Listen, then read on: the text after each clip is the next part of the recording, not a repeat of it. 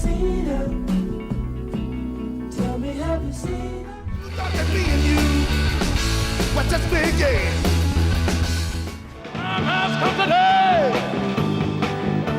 Young hearts can go that way. You ever hear a song so good, you gotta stop and wonder, how did this not take over the world? Some artists blew up instantly, but others? They were ahead of their time, stuck in the wrong era, or just straight up overlooked. Today, we're diving into the hidden gems of music history, the groups that pushed boundaries, changed the game, and laid the blueprint for the sounds we love today, but never got their flowers when they should have. From psychedelic rock of Black Merda, So many times till my mama said, to Soul Off, the Soul Stirrers, so smooth it could melt steel, sometime I'm better down in sorrow. And to the unconventionals like the Pyramids. I fall. These are 20 black bands from the 1970s that you tragically probably never heard about. Let's get into it, starting with 24 Karat Black had big ideas, but the world wasn't ready for them.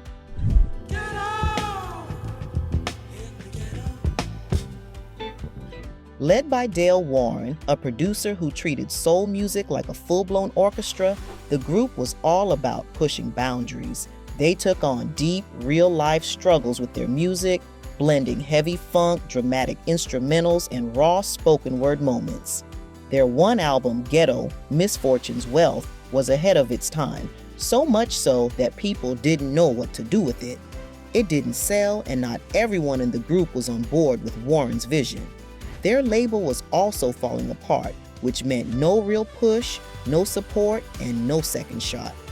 With no way forward, the group faded out before they could drop another project. But here's the twist.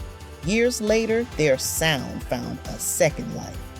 Hip-hop producers started sampling their tracks, turning what was once overlooked into underground gold.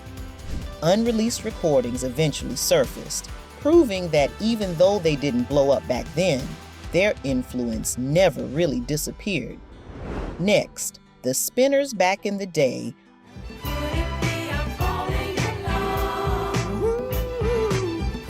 a group of guys from Ferndale, Michigan, started singing together under the name The Domingos. Fast forward a bit, and they ditched that name, rebranded as The Spinners, and ended up running the 70s R&B scene. Their thing? Super smooth harmonies mixed with soul, funk, and a little pop to keep things fresh. But let's be real. The magic really happened when they linked up with Atlantic Records and teamed up with producers Tom Bell and Linda Creed. That's when they started cranking out bangers like I'll Be Around, Could It Be I'm Falling in Love, and Then Came You, certified classics. But of course, no come up is without a few bumps.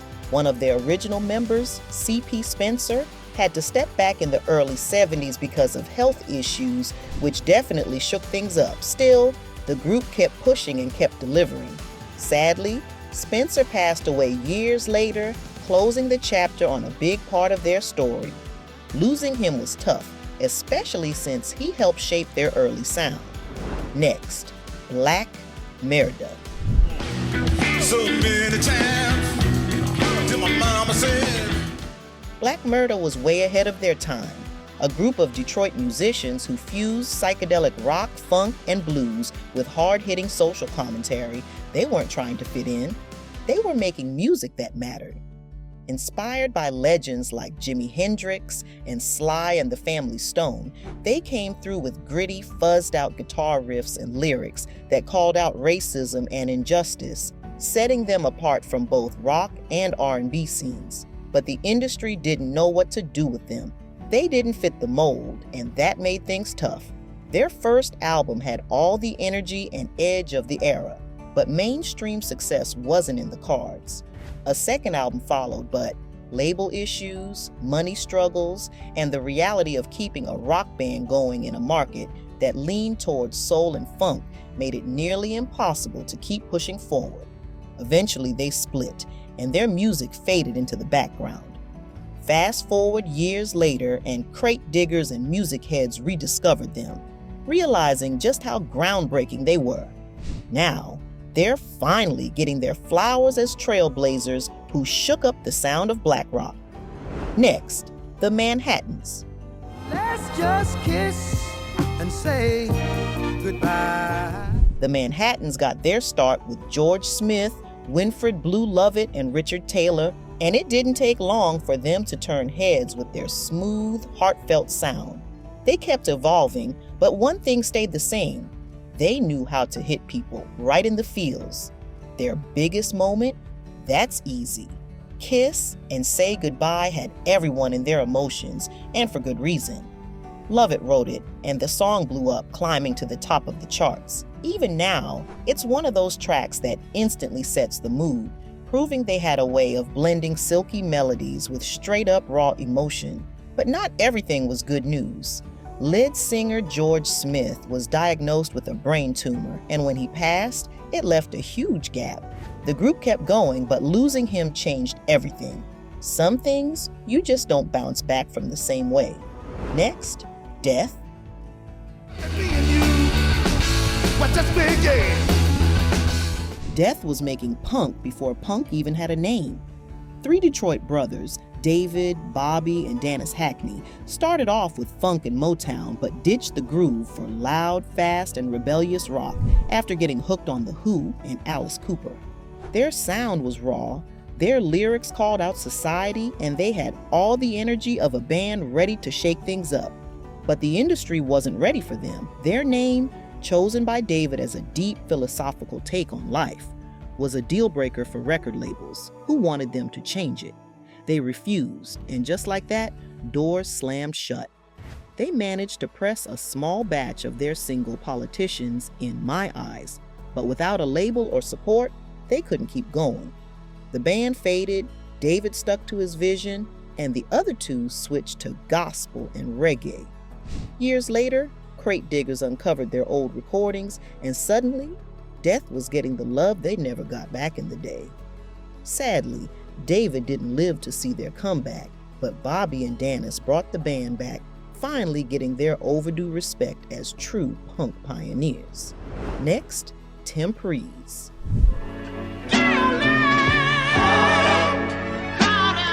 The Temprees came straight out of Memphis with some of the smoothest harmonies in the game. Their mix of soul and funk had people hooked, and when it came to love songs, they knew exactly how to set the tone. Their big moment, I Found Love, When I Found You, had everyone swooning, and it's still one of those tracks that just hits different. They kept the momentum going with Love's Calling, We're All Playing in the Same Band, and Two of a Kind, proving they had a way of making every song feel like a classic. But things took a heartbreaking turn when Jasper, Jabbo Phillips was shaking up the group in a way they couldn't recover from. After that, the Temprees just weren't the same, and eventually, they called it quits. Next, Chambers Brothers.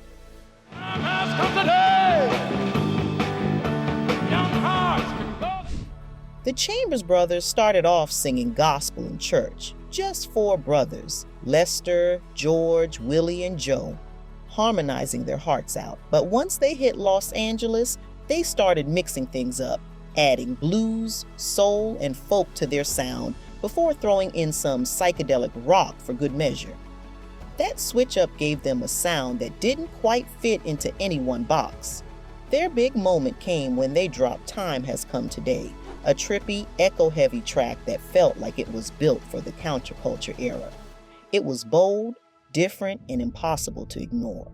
But even with that success, they struggled to keep the momentum going. Music was changing, labels weren't always on their side, and by the next decade, they weren't making as much noise in the industry. They kept performing, sometimes together, sometimes doing their own thing. Some stuck with music, others took different paths. Even though they never hit that same level again, their influence was locked in. And Time Has Come Today, still a classic. Next, the Dells. Really love you, stay. The Dells came up in Chicago and quickly became one of the most respected groups out there. With their crazy tight harmonies and emotional delivery, they had a fan base that stuck with them for decades. Their big moment? Oh What a Night had the R&B charts in a chokehold, and Stay in My Corner kept the love going. They weren't just about one era, they knew how to keep things fresh while still staying true to their sound. And let's be real, getting inducted into the Rock and Roll Hall of Fame? That's legend status, but nothing lasts forever. When lead singer Marvin Jr. passed, it was a loss they couldn't bounce back from. After more than 60 years of making music together, the group decided to call it a day. It was the end of an era. Next, Funkadelic. What you doing? I want to know. Funkadelic was George Clinton's brainchild, a crazy mix of psychedelic rock, funk, and soul that threw all the rules out the window. It started as a spin-off from his doo-wop group, the Parliaments. But instead of sticking to the usual R&B formula, they went full experimental. Loud guitars, spaced-out lyrics, and performances that felt like a trip on their own. They dropped some of the most off-the-wall, game-changing albums of their time, balancing deep grooves with sharp social messages. But keeping a massive, ever-changing lineup together wasn't easy. Money problems, disagreements, and drama over who owned what eventually caught up to them. Legal messes over the Funkadelic and Parliament names didn't help either, and Clinton eventually moved on to other projects. Even though Funkadelic as a group faded out, their influence never did. Hip-hop took heavy inspiration. Clinton kept the funk alive in different ways, and their music still feels ahead of its time. Next, the Stylistics.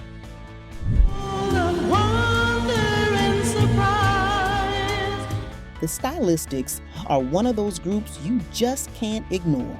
Straight out of Philly, they had Russell Tompkins Jr. hitting those insane falsettos that made every song unforgettable.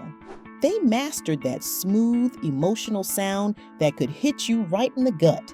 Their biggest era? They were everywhere. You Are Everything Betcha, By Golly, Wow, and Rock and Roll Baby had people in their feelings, and with Gamble and Huff behind the production, it was straight up magic. You Are Everything shot to the top, and Betcha By Golly, Wow became one of their most recognizable songs ever. But things took a turn. Russell Tompkins Jr. had to step back because of vocal issues, and without him, it just wasn't the same. Some voices are impossible to replace. Next, the Last Poets. Automatic push button remote control, synthetic genetics, command your soul. Automatic push button remote control, synthetic. The Last Poets came out of Harlem with a whole new way to shake things up, mixing poetry with African beats and jazz. They weren't just making art, they were making a statement. They hit hard on racism, injustice, and Black pride, speaking straight to the civil rights and Black power movements. Their first album turned heads and basically set the stage for hip-hop before hip-hop was even a thing. But being that bold came with problems. The government took notice, and behind the scenes, the group dealt with fights over creative direction, personal struggles, and clashing ideas. Some members left, others stepped in, and as the political scene shifted, they didn't get as much attention. Different versions of the group kept performing, but their biggest moment had passed. Still, their influence never really faded. Hip-hop owes them a lot, and their words are still being sampled and referenced today. Next, the Bar Keys.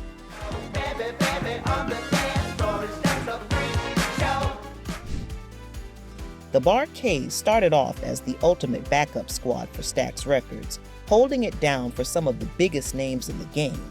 But when they dropped Soulfinger, that was their big moment. Pure high-energy funk that put them on the map.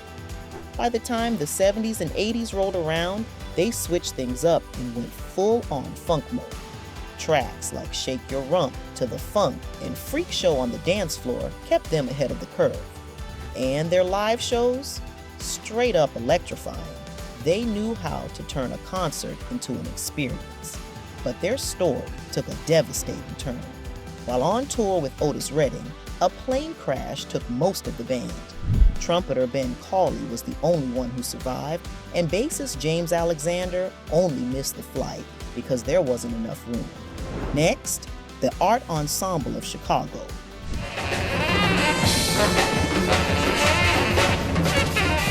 The Art Ensemble of Chicago wasn't just making jazz, they were flipping the whole idea of it upside down.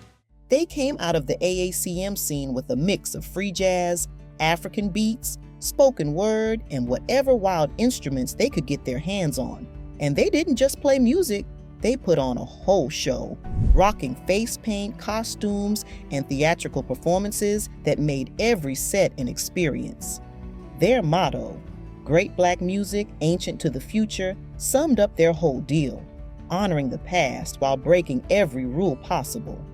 Critics loved them, but their experimental style meant they were never going to be mainstream darlings. Money was tight, band members shifted, and as the years went on, they lost some of their key players. Even with all that, the remaining members kept the flame burning, putting on shows and teaming up with new collaborators. They were never about chasing hits, but their impact on jazz and experimental music is still huge. Next, the Soul Stirrers.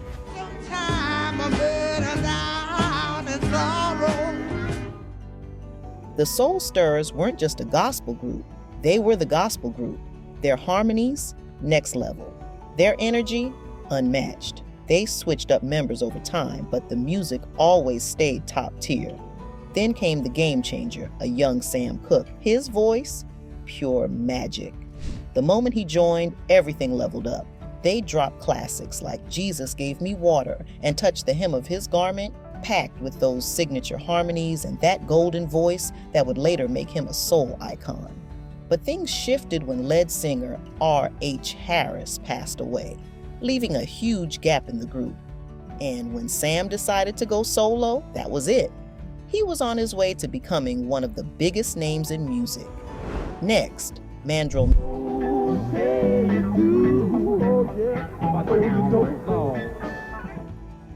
Mandrill wasn't just a band, they were a whole experience.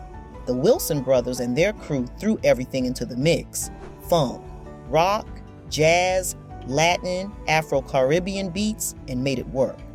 Their music was loud, layered, and full of energy, with lyrics that actually had something to say. They built a strong following, especially in the early years, and their live shows were next level, pulling in both funk lovers and prog rock fans. But the industry wasn't built for a group this big or this complex. Labels wanted easy radio hits, and Mandrill wasn't about that life. Lineup changes, behind-the-scenes drama, and the struggle of keeping such a massive sound together made things tough. They never fully called it quits, but they slowly faded from the mainstream. Still, hip-hop kept their name alive. Everyone from Public Enemy to the Beastie Boys borrowed their grooves, proving their influence never really went away. Next, the Marvelettes.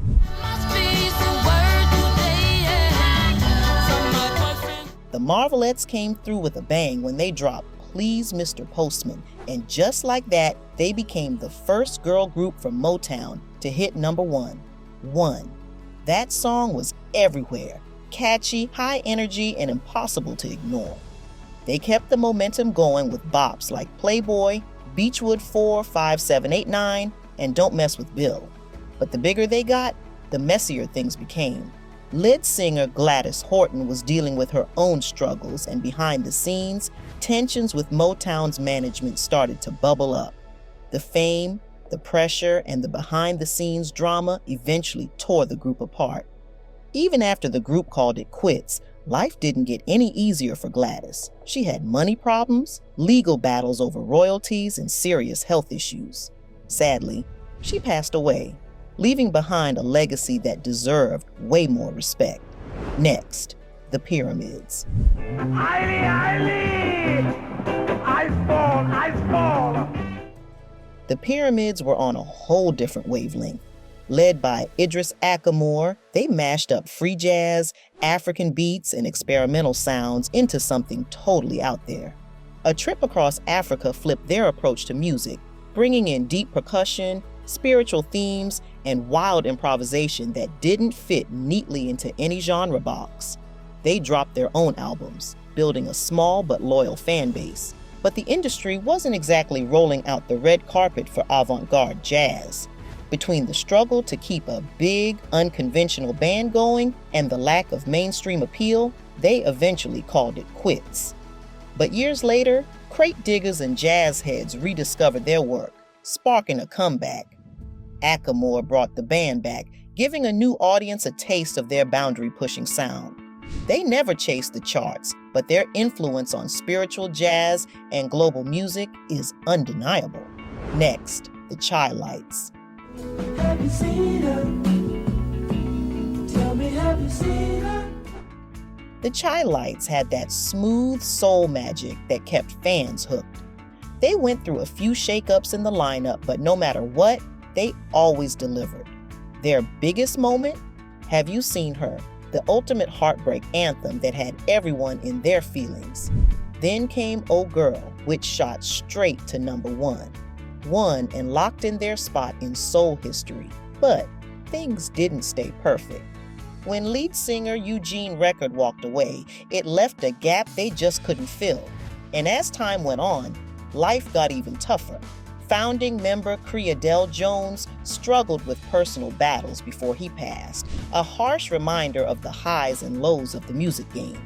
Even with all the ups and downs, Have You Seen Her and Oh Girl still hit just as hard today, proving that real soul never fades. Next, the Meters.